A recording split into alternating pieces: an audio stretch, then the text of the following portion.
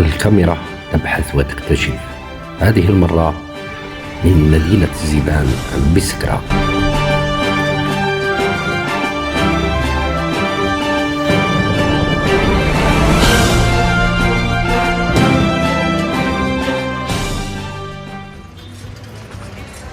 C'est vrai qu'il fait bon, hein, et en calèche, c'est encore mieux. Le calèche, hein?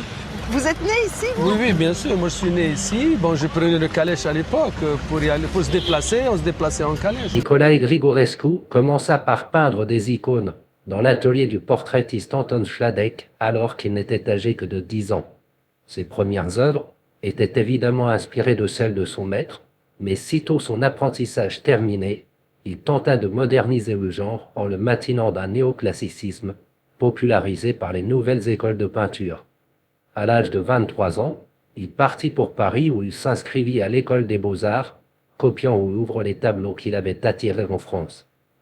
Déçu par le résultat, il s'installa en forêt de Fontainebleau où l'attendait la fabuleuse aventure des peintres de Barbizon. S'il sembla dans un premier temps, et on le comprend, être surtout influencé par les maîtres des lieux Jean-François Millet et Théodore Rousseau, il trouva vite sa manière propre, sur la base d'une touche libre, ample, fougueuse et généreuse, qui restera sa marque de fabrique. Au contact des trublions Monet, Renoir et Sisley, ceux-là même qui lanceront l'impressionnisme, sa palette gagna en luminosité. Mais contrairement à eux, il ne se départit jamais d'une sensibilité naturaliste liée à ses origines paysannes. C'est d'ailleurs le mélange délicat entre cette sensibilité et son désir constant de modernité qui fait l'originalité de Grigorescu.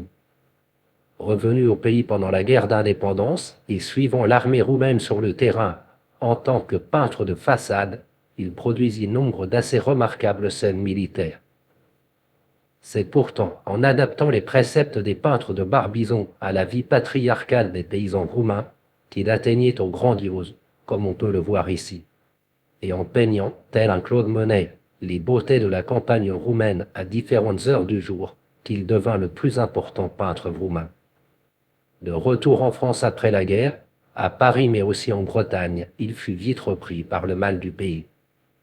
Ce qui différenciait aussi Grigorescu des peintres naturalistes et impressionnistes français, c'était la culture littéraire qui imprégnait la plupart de leurs œuvres, tandis que les siennes étaient plus simplement soit le fruit d'une émotion immédiate, soit celui de ces légendes qui courent au pied des Carpates.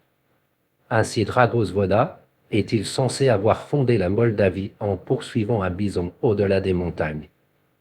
Comme on peut s'en douter, plus qu'une évocation historique ou qu'une pierre ajoutée à la légende, c'est la représentation d'un authentique sentiment national qui intéressait Grigorescu. C'est pourtant au bout de son existence, alors qu'il cherchait toujours à se